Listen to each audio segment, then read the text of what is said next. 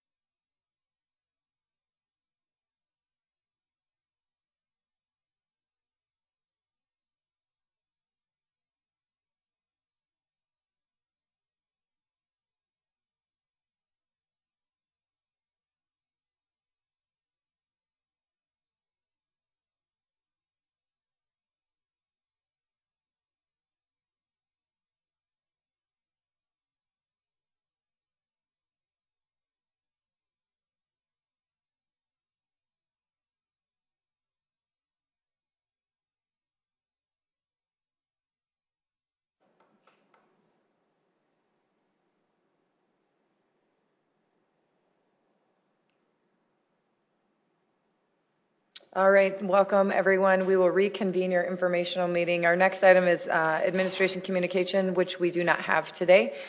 We will not have that item. Next item is our city council open discussion. Anything for city council open discussion? Go ahead, Councilor. I just wanted to share that myself and Director Cooper were at the Downtown Walkability Summit this Saturday morning. Very good. Learned a lot, heard a lot of very good ideas, and took a lot from it. And I hope we can continue to move forward with walkability, sustainability, multimodal, and all of those buzzwords. And I did also tour the new George Boom Funeral Home as well. And I'll spare you the details, but it's beautiful. So, behind the scenes tour. Thank you, Councilor. Anything else for open discussion? Okay, seeing none, we will move to our first presentation, proposed annexation and process update. Welcome, Albert Schmidt. Council members, thank you for having me. Let me present to you. I'm going to try to keep this fairly short, but I am here, Albert Schmidt, with the planning staff. In addition to me, we also have some additional staff here that can help answer additional questions that you may have, such on code questions and things like that. So if you have questions in the middle of it, feel free to interrupt me. I'll keep this fairly informal, but I don't have that much for you. I'm trying to keep it pretty short. So yeah, annexations. We did a big annexation task force in 2017. Quick summaries there on the screen of what our goals were. Overall, the goal of this task force was really help give us guidance. So as staff, we can take stuff forward and when we get to the public hearing process and to elected officials, we kind of have some guidance, and you've kind of given us some input on what should come, what shouldn't come. And so with these kind of goals, we kind of labeled what we consider could be measurable, what could help people anticipate when discussion might happen if they don't want to ever have it, when's kind of their, I'm not looking to redevelop, I just want to live here. This kind of gives them an idea of, well, if this happens around you, maybe you could expect this kind of situation to occur.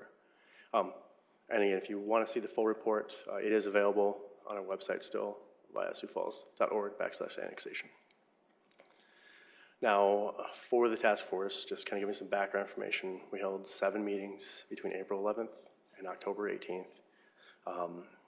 With these meetings, we started off trying to kind of keep them pretty small and easy, and then we noticed that there was definitely a desire from the citizens to have ability to have it more publicly accessible, to provide more discussion, and so we opted then to move it and make it much more publicly available by moving it to Carnegie, broadcasting them on the TV as well, and then having multiple options through contacting staff or website contact as well as coming to the meetings.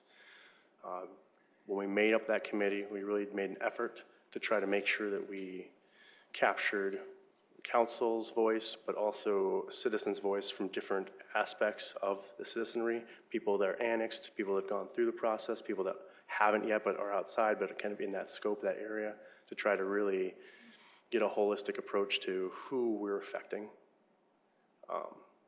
And just a quick summary of the recommendations that came before City Council last year. We wanted to improve the communication to the public was first and foremost.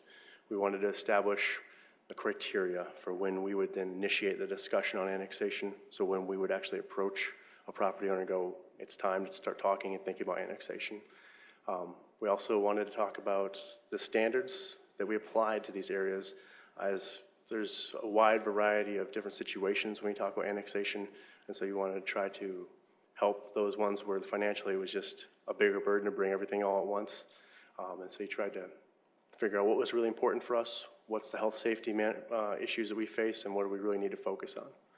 And then also we wanted to throw in there the financial impact of those property owners. How do we take that into consideration? Because we didn't really have a clear-cut goal, and that was a very tough one for us, but in the end what we came up with was just kind of we need to make sure that we present all the information on the financial impacts to different properties to you when you have that available for your information.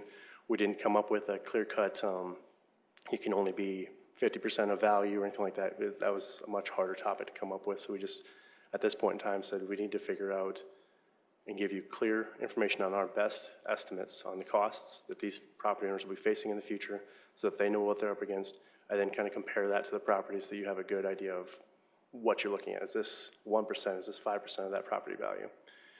Then last but not least, we agreed on some definitions in this process. We kind of came down to some very specific details, so fully developed, development, impact, adjacent. We did create some established definitions for the annexation discussion. Those are in the reports, in their full descriptions. Oh, sorry. So when we talk about communication, we really made in order to try to improve our communication, we looked at multiple things. We said, all right, there's properties out there that have pre-annexation agreements with us, agreements that are really supposed to help provide some guidelines on these neighborhoods or these properties that say, hey, I'm not ready to annex yet, but here's the conditions, here's what we're kind of concerned about. And so we wanted to make sure that property owners, especially if they changed hands, were made aware that there was one for their property or given a copy or a copy was available to them. So what we've done first and foremost is every 2 years, starting on even number years, we're going to mail out all existing pre-annexation agreement areas a letter to all the property owners letting them know, hey, FYI, you have a pre-annexation agreement for your property. It's available on our website. If you would like a copy and you can't go on our website, contact us and we'll get you a copy of that. And so that was one thing we did there.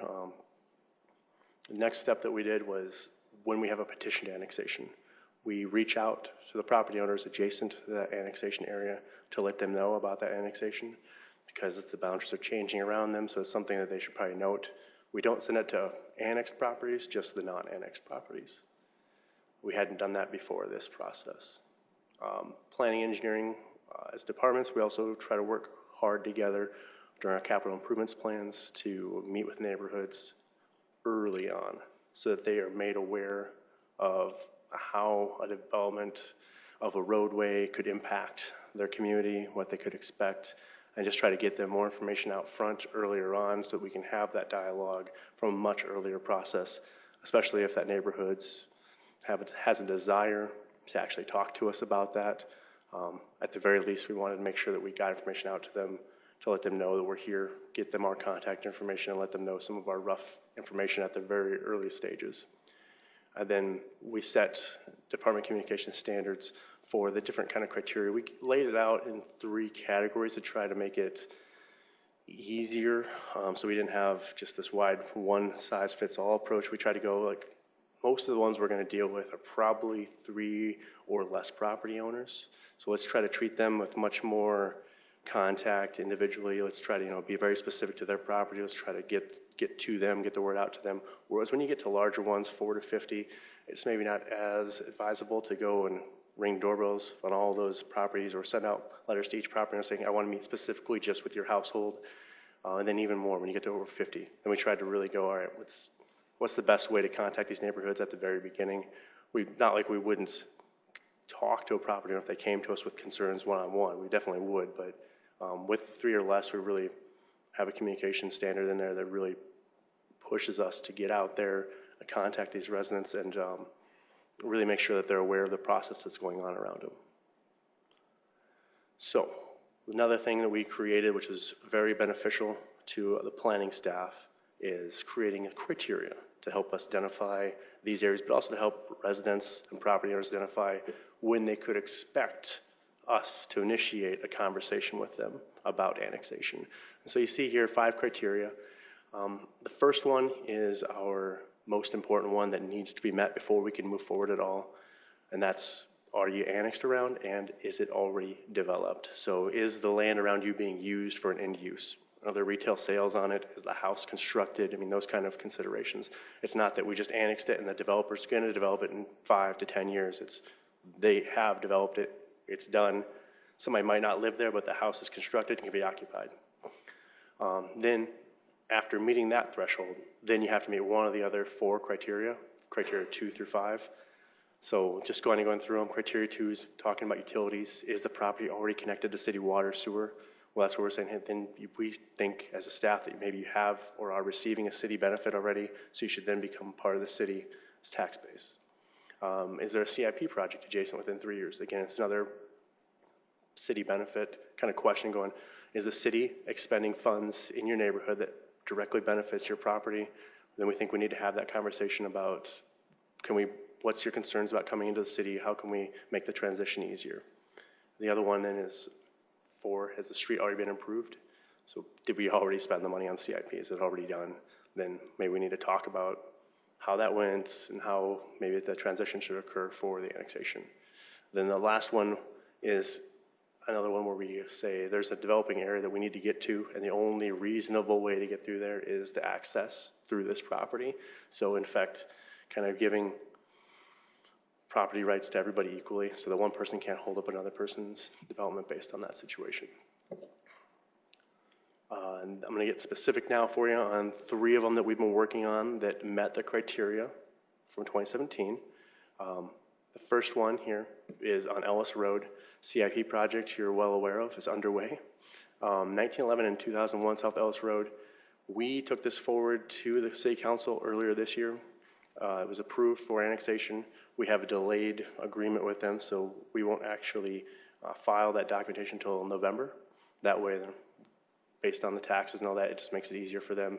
So that's the agreement we came to with them, but in the meanwhile, we were able to work with them to make sure that we got water connections done at the time when Ellis went in. It was a very well done joint effort between the rural water, the city water, getting that put together. And then we've also identified for one of the property owners the timeline for sewer connections, and then the other one already had sewer connections, so it just kind of cleans that up a little bit. So this is one that was already voted on. They petitioned in after we initiated the conversation. The second one that we are currently talking to is the water tower on 85th Street for Lincoln County Rural Water. We've had some communications in there, as you can see, 10 emails, 3 phone calls, 1 in-person meeting with the board. Just trying to identify what are your concerns, what do you want from this site, how can we help, or is it something we can't help with? And so right now we're still working out on trying to really match their concerns or try to address their concerns as best we can, so we're not ready to take that one forward.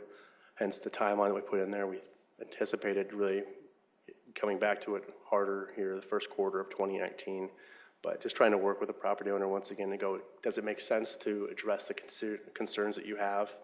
Can we do that in a reasonable manner? And then, as you can see, we've put in here the financial impact that we had in there, and this site's pretty well fully developed. So we estimate about $5,000 for sidewalk and then whatever it costs to get water and sewer in on the site. The next one and the last one that we have in here is a site, Burns Auto at 5500 East Arrowhead Parkway. So this is just north of the Walmart site on the east side of town on Arrowhead Parkway. We've been talking with this gentleman for quite a while. Meetings have been going really well. I met again with him today actually on trying to get a petition to annexation in.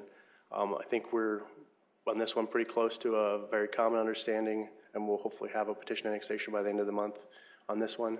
But we, like with all of these, we have tried to identify a timeline, stick to it, so that we don't drag them out forever. So we have our backup timeline of if we don't get this, then we'll take it forward and let the council make the final decision on if it's right or not right at this time. But I'm very hopeful that we've met as many terms as possible as we could with specifically this property owner to help make that transition from not in the city to city as easy as possible. And there's a lot of things in play, talking about changes of address, changes of how much sales tax you charge people. I think talk about water, sewer, sidewalk, assessments, things like that.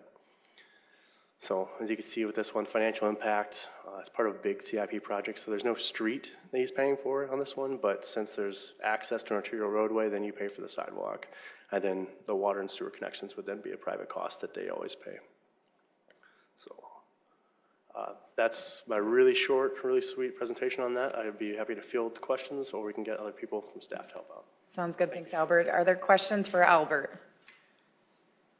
Councilor Staley. Albert, how many properties are we looking at that would fall into this potential annexation issue? So when we did the analysis based on the criteria we developed in 2017, only these 3 came up at that time. No, I'm just saying, let's back up to pre-task force time. I was thinking there was like 1,200 or 1,700, how many that were targeted in that 62 pocketed area. During that time, before we had the criteria, we identified 62 areas that contained quite a few individual property owners, probably around the 1,200 mark. 1,200, I thought it was 1,200, okay. So, talking about Split Rock, because you're talking about some of these criteria about being surrounded by already developed areas, maybe needing to get through their area for infrastructure. I think that would kind of fall into them. Maybe they're only getting 2 out of the 5. But where are we at? I mean, are we just kind of hands off on them now? So specifically with that one right now, they don't meet criteria number 1, so I can't even assess them. I can't address them beyond that point because they're not fully developed around yet. Okay. Some of the area has been annexed, but like look to the north of them, and there's currently still kind of farmland, horses out there. And so all that land, all of Dolly Farm area still needs to be developed. So there's quite a few years of development ahead yet, in my opinion, before we even meet the threshold of criteria 1 to even start the discussion with them and for us as staff to initiate that conversation. And just for the new administration, I don't see any of their people sitting here right now, but that area did have, with Director Cooper, had started a no annexation agreement. I think they wanted to get something nailed out for like 40 years where the city would not be able to touch them. And it kind of fell apart. I guess I would encourage them to maybe look at that again, since we have new energy coming out of City Hall, about just putting some parameters in place to protect them. Another thing I wanted to ask about is Prairie Meadows, and that, of course, is the quagmire of an area that has this huge water issue.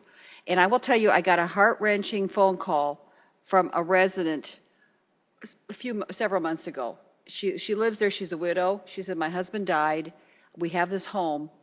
And she says, I don't know what to do because I don't know if we're going to be assessed, how this is going to move forward financially. And I said to her, you know what I said to her? I said, the only thing I can tell you to do is pray. Because right now it just seems like we have no solutions to help you out. Financially, it's just going to be a huge assessment.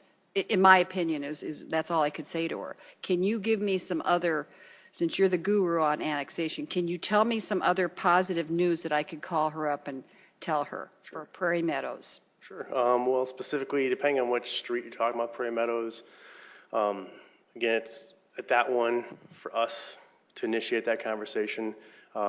More development is going to have to happen around it before I would do that based on this criteria, and that's going to be probably a significant amount of time based on how the sewer basins are out there. But if the neighborhood wanted to come in and they were still worried about costs, we definitely have put in there with the minimum standards side of things, trying to really address like the real big costs, the streets, the stormwater, the sidewalks, all that stuff that really plays a big role in there. And we said, let's focus on what's really important, water, sewer, and getting those things in place on these residential roads. And so we've set a standard with a recommendation saying we want to allow for gravel roads to continue if that neighborhood wants to have gravel roads.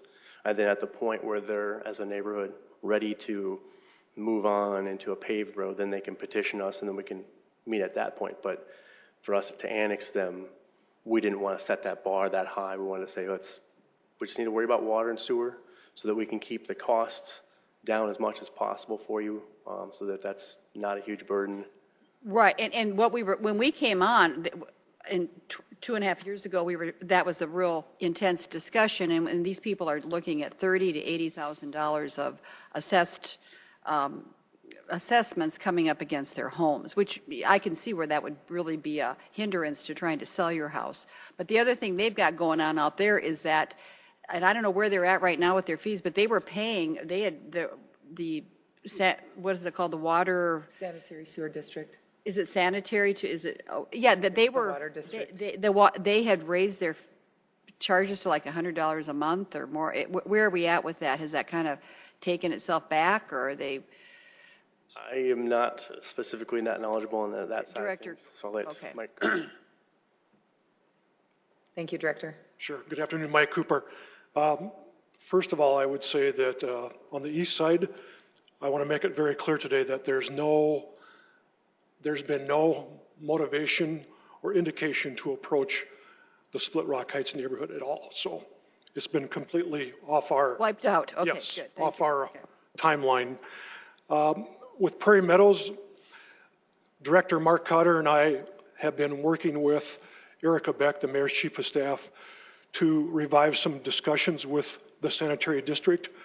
So what we are working on is going back and talking to the sanitary district and reviving discussions about what we can do to continue those discussions that just kind of got dropped last year, of looking at a timeline to, first of all, take advantage of this grant that is available to upgrade the sanitary sewer system.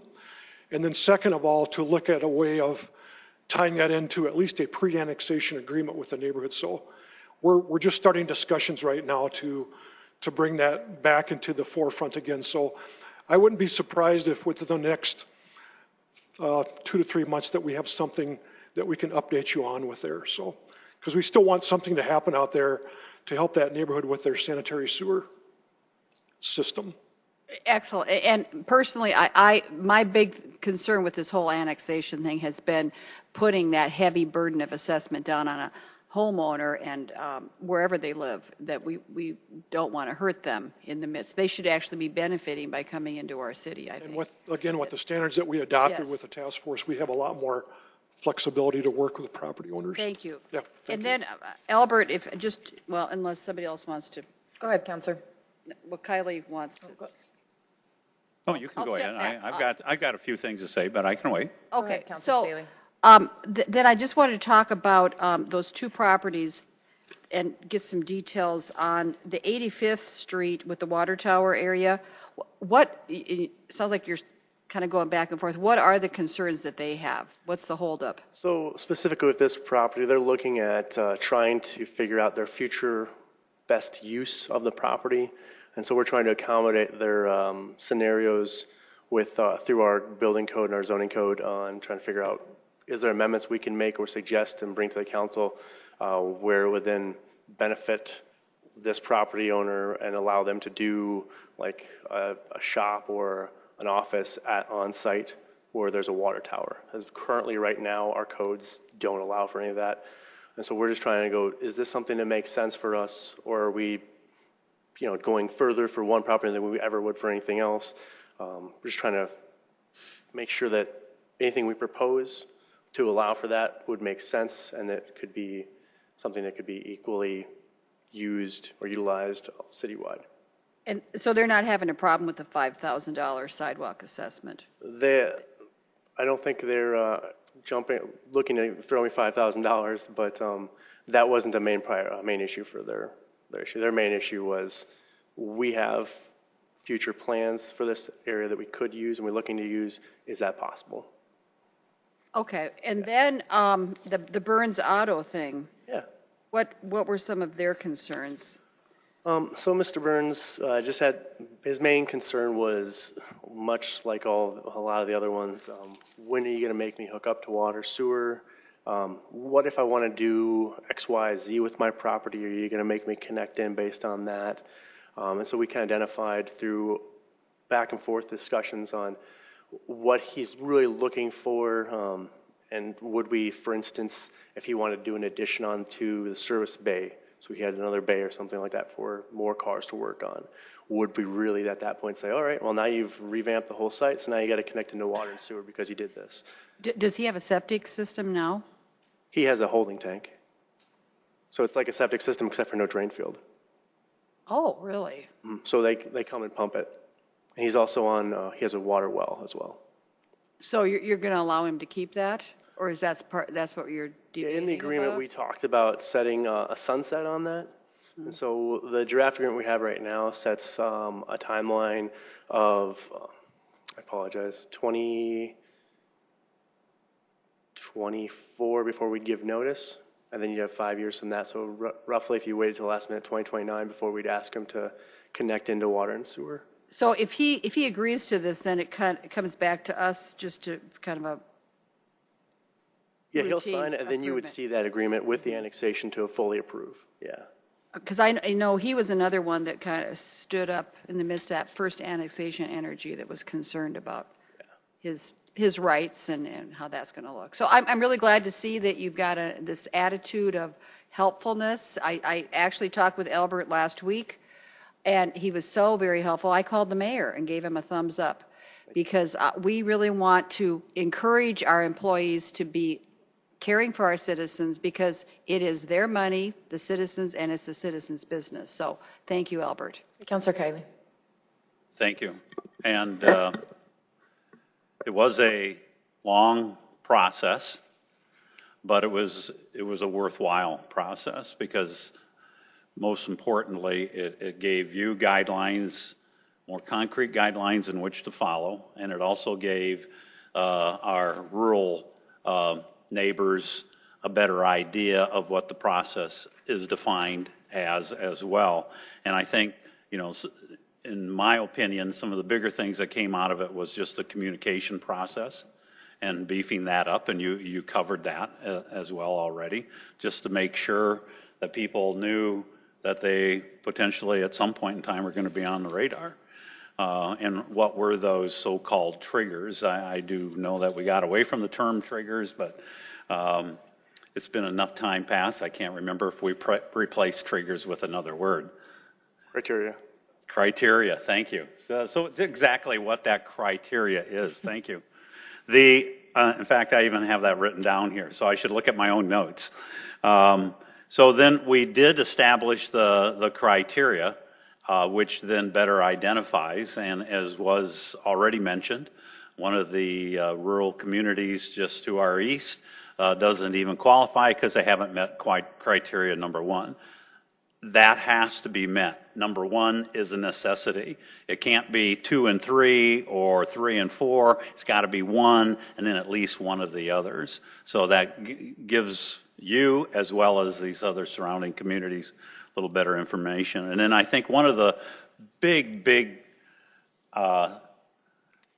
improvements that we made in this process was the infrastructure. It's not come in on our terms as what you would see if you're driving down my city street or Councilor Selberg's city street. You know, we recognize that it's kind of in the eye of the beholder in some cases. You know, some of these communities I'd love to live in. I'd love to have those large lots. It wouldn't bother me that I don't have curb and gutter or sidewalk. But those are some of the things where we gave considerably. And that is with the roads. We've just basically decided it has to be a specified width to accommodate our public safety vehicles, namely fire.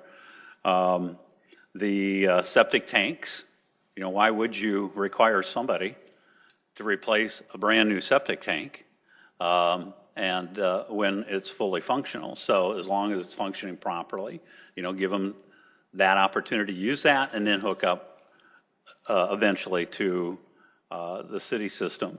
And I've already mentioned curb and gutter and sidewalks. Sidewalks is a little trickier because you never know when ADA is going to be. I will use that when the criteria requiring ADA is that it's in place, that could change at a moment's notice, and that would be beyond the control of city government, because Americans with Disabilities Act is one that was passed by the federal government. And then in terms of the water, city water versus rural, I mean, there was a lot of discussions on that as well too, and how you would transition, and also a better job of spelling out what are the benefits of being on city water versus a 2-inch line rural system and the hydrants that the city system can support versus what 2-inch lines can do, and firefighters like Kurt Sale and the services that they can provide. So, and it does come down to a fairness to all involved, though, too. Not only to the members of these surrounding communities, but to our citizens of Sioux Falls as well. And we are elected to represent the citizens of Sioux Falls. And so we need to try to do this so that we're not assessing somebody out of their out of their house and home. Obviously, we got to be cognizant of that. But also, if they meet the criteria that's listed here, and they are fully benefiting from everything else that other citizens who are paying for those services are benefiting from, then we have a responsibility to the citizens of Sioux Falls as well, too. But like I said, we need to try to be fair on both sides of this issue, and it's a tough one to do. It's not without its challenges, and I've presented an idea to Director Cooper here that I'm not necessarily ready to discuss here at this meeting, but what we can do to maybe help in some of the extreme cases where somebody just doesn't have the means in which to pay for these kinds of assessments. So we're still actively exploring that as well, too. Thank you, Councilor. Councilor Neitzer.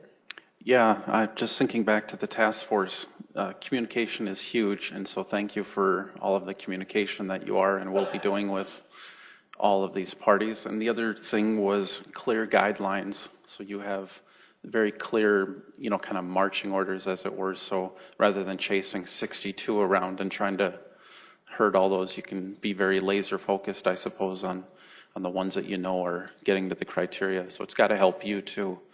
And then, I wrote down 3 things that I remember from that. The first was equity and fairness is what I wrote down, and that works in both directions. Something that we learned from this was, if I'm in a new subdivision, a traditional subdivision, and I buy a home, and I'm telling you this and you know this, that the cost of that lot price includes half of the road and the water and the sewer. And so, if on the one hand, what if we were to just say, all right, we'll just build you your road and we'll do all your sewer. Well, now we have a serious problem because we have equity issues. And then a developer is going to say, well, why do I have to pay for all the infrastructure in this subdivision? You annex them and you put it in for them. And, so do we start paying for part of the infrastructure in every neighborhood? How do you have equity? On the flip side, you have what I remember was, I called it the ratios problem, which was, if I'm building a $200,000 house in the city, I'm probably buying a 55-foot wide lot. But if you have, these people have a 200-foot wide lot, so they have a huge frontage, which means a massive assessment, and the assessment just ratio-wise with the cost of their home, it just doesn't work. So how do you get that balance? And that's kind of where we were kind of stuck, and that's where what we did is like lowering some of the requirements that I think was really helped. And the third thing, and that kind of goes back to this to the whole thing about ratios, is just being reasonable and sensitive. What's reasonable? What is sensitive to somebody's personal situation? Being fair to everybody, but what do you is a $100,000 assessment on a $180,000 property reasonable? Well, probably not. But is free reasonable too, when everybody else has to pay as well? So it's just trying to find that balance, but it looks like we're muddling through, and we've done the best we can, I think. So anyway, thanks for bringing this forward and giving us good communication ahead of the game. Any other questions before I go back to Councilor Staley? And then I have a few comments as well. Councilor Staley, go ahead. Well, and if I may say to Councilor Kiley that during those task force meetings, you were so generous and kind in allowing citizens to have input. Absolutely over the top, bending over to listen to them. And if I may also say, the time you ran the meeting, when the Icon Lounge people came and testified for over an hour, you handled that with great respect and kindness and love towards those citizens too. So thank you for that. I know the citizens appreciated that, the ones who were sitting here, trying to have their voices be heard. During the course of that, the term freeloader was used in addressing and an attitude towards those people in those annexed areas. And I just want to say that those people pay sales tax just like people from Brandon or T or Canton. We don't call them freeloaders. Those people lived in the country. They chose to live on acreages. They didn't choose to build in Sioux Falls. So they did it the right way when they had their residences set up. They pay our sales tax if they get annexed in, they're going to be paying property taxes as well to the city. So it's not like we're not going to get a benefit from having them come on board. One of the things I had a concern with when this came up is that we were going to be charging them 4% interest in the assessed cost. So Prairie Meadows, as Councilor Neitzer said, you got these big frontage areas, but $180,000 house, maybe $40,000 of assessment, and then put a 4% interest rate on that. I think we need to come up with a grant policy or maybe an interest-free loan, but these people, I'm not saying they should be able to get on board for free, but I don't think the city should be making money on the backs of that as well. We have to take that into consideration, where they're coming from. So anyway, that's just, I think, oh, and also, just one more thing about these people living out in these areas. They have county fire. They've got their Split Rock Fire Department. They're not using our water and our sewer. They have the sheriff's department. So they're out in the country. So to say that they're, using our services as freeloaders, I think is really the wrong definition. And thankfully, we're not using that word anymore. But it was used back in the task force days Councilor by Selberg. some people. I don't believe I ever heard that term from a task force member. No, you didn't. I heard it like on some of the radio shows by other leaders in our city administration. Yeah, just to be clear, Right. it wasn't No, from I know. the Yeah, I task- know you didn't. Thank you. Yeah, I mean, I think Councilor Kiley and Neitzer did a pretty good job of summing up it was a long road.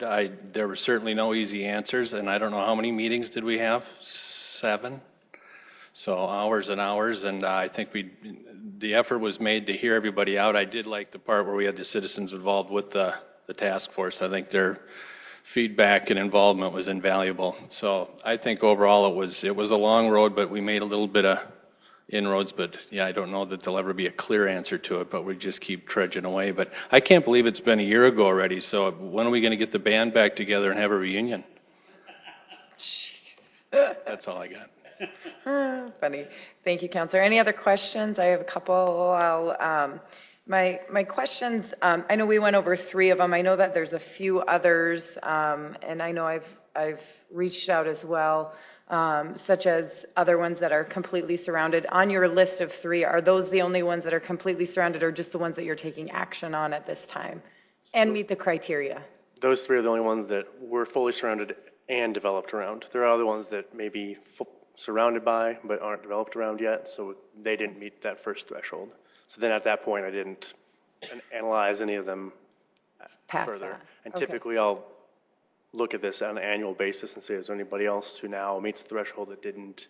Right. For some reason, I was thinking that Camping World did meet that threshold with there because they own some land that is annexed, and then they are not annexed. And so I know that, and why I bring up some of the different properties is because they have different zoning requirements then. And so that's where some of this gets in a sticky situation, and why I asked Shauna to be here today is to talk a little bit about any flexibility and any changes potentially that could be made due to that when they're already fully surrounded but operating a different type of business. Because there's similar businesses that operate and have different standards then, because one's annexed and one is not annexed. And that can certainly be a burden to your bottom line of your business. Absolutely. And I can show you on some of our newer technology stuff here. And I'm not trying to pick on anybody specifically. It's just that's one that I've received numerous calls. So you're talking specifically here on Camping World. And as you can see, there's an undeveloped lot north of them. So therefore, they wouldn't meet my. That's the only one that's not. Okay. And even this one depends on what that use is. That's at one point in time there wasn't anything there, but there was. So, but this Right. one's clearly undeveloped. Clearly not so. done, yeah. And I believe they own that other lot to the side there too. Correct. Right. Okay. That makes sense. So my question, though, I will ask you as well as Shauna and or Director Cooper. Many of us were contacted by Froelich Estates and just some of the changes in their neighborhood of when you are annexed, you go from enjoying a certain standard to then not being able to enjoy that certain standard. For example, parking your camper on gravel versus now saying, sorry, now you have to have that paved. And we really walk through a lot of challenges, and not to pick on that neighborhood either, but we walk through a lot of challenges that, what's the incentive for them to want to do that I know there are incentives for doing it, but at the same time, when you're used to a standard of being able to park your whatever, wherever you want, so to speak, and some of those different zoning challenges, what, if anything, in our code is there that allows us to have some flexibility with zoning and code enforcement? So typically, you kind of got two areas you're talking about here I'll kind of speak on. One is an area that's been annexed for 30-some years and just maybe hasn't fully matured the way that you'd hoped it would meet the rest of the community standards. The other ones are where it's an existing subdivision where we're talking to them about now becoming part of the city. And then those questions definitely come up with, they're like, well, can I still do this? Can I do that? And so the transition of annexing them in was something that we need to work specifically with that neighborhood on those concerns on, because with our current code, the way that we have it set up, it's fairly clear that we treat everybody the same inside the city. And so those parking areas, if they're new, can't be on gravel areas, have to be hard surface, asphalt, concrete, residential pavers for residential areas. However, if this is an area, your house was built in the 70s, you had a gravel driveway since the 70s, there's a parking area in the north area of it, and it's all been pre-existing there, we don't go in and say, look, you had a driveway, you can't use it anymore. We say, look, keep on using your driveway. You can't expand it beyond what it already is. Okay. But if you want to improve it, you can, but we don't want you to keep on making the gravel wider and wider and making it a larger area. We just say, you had this wide based on aerial photos we can kind of verify. We're going to let you definitely keep that because that's your right, your vested right. Just like if you annex an area in that has business operating out of a house or a non-conforming structure there for a business, we wouldn't say, oh, no, now you're annexed in, now you can't operate anymore out there. We'd say, look, you're non-conforming. If you want to expand that use, then you're going to have some difficulties, things like that, but you're allowed to continue the use of that. We're not going to end your livelihood because you came into annexation. But Gotcha. But there's nothing necessarily allowing that flexibility other than just kind of being grandfathered in. I'll let Shauna go ahead and speak to that. Welcome, Shauna. Thanks for being here. Shauna Goldammer with Planning and Development Services. Yes, we have a term that's called legal non-standard. Okay, so there's also legal non-conforming uses. The difference is a standard of the ordinance, such as paved parking, is allowed to be grandfathered in, to use the layman's term. Land uses are the same way, and that's what Albert was alluding to. If you have a business operation, say you run a motor vehicle repair out of an outbuilding of your rural residential home, as long as that was legally established at the time of annexation, we will let you continue that. If you want to do an addition on that building, you're going to have a problem. There's certain things in the county that don't require permits, that we do require permits in the city. Fences is a good example. In the county, they don't care if you put up a fence. In the city, we care because we want to make sure that they're installed appropriately to our code of ordinances. So there are mechanisms that can help them continue on with the non-standard things that they have on their lots. But when things change or they want to do something differently, then yes, we do require permits, and the permits have to be reflected and issued to the city code that is on the books at the time that they request that change. Thank you for answering that. That helps with a couple of the different definitions. And, certainly something, an area I'm not an expert on, but these questions come up more often than not, at least recently. So just knowing that we have some flexibility and we're able to allow them to keep doing what they're doing until those changes are made is reassuring, knowing that they're able to do that.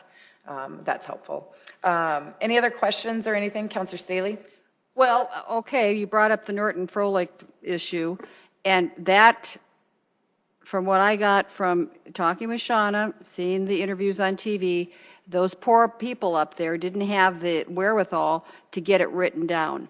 You couldn't find the documents that gave them that authority. The same authority that I believe Old Orchard Heights would have, La Mesa Drive, those people who came on board, they got some kind of a legal document that said we get to maintain the roads width that we have. We don't have to have sidewalks, we don't have to have streetlights, whatever, that they can keep their wells, whatever those amenities were.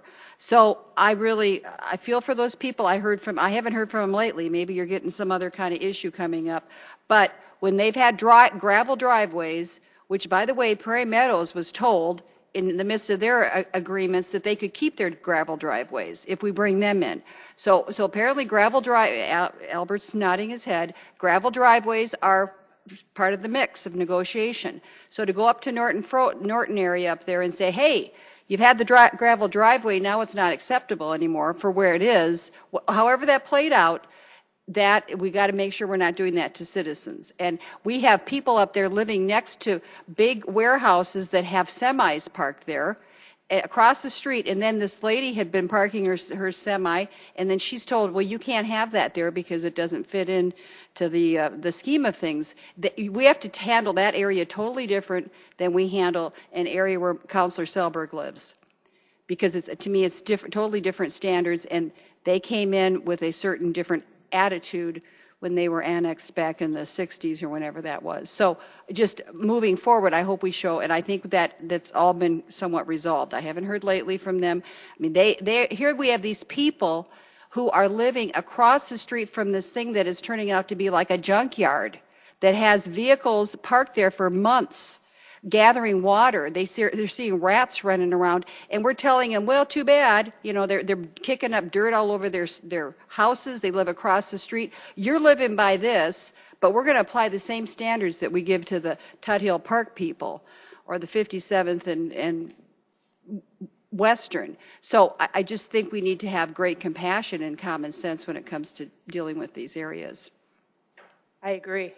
And that particular area was surveyed at the request of the neighborhood as part of the Nice and Keep area. So they asked us to come. Well, the people who contacted me didn't ask you to come. But again, they had been having those things in place ever since they were annexed in. And so hopefully I haven't heard lately, so I'm hoping it all got resolved in a positive way. Any other questions? Seeing none, we will adjourn this meeting. We have our joint city-county meeting at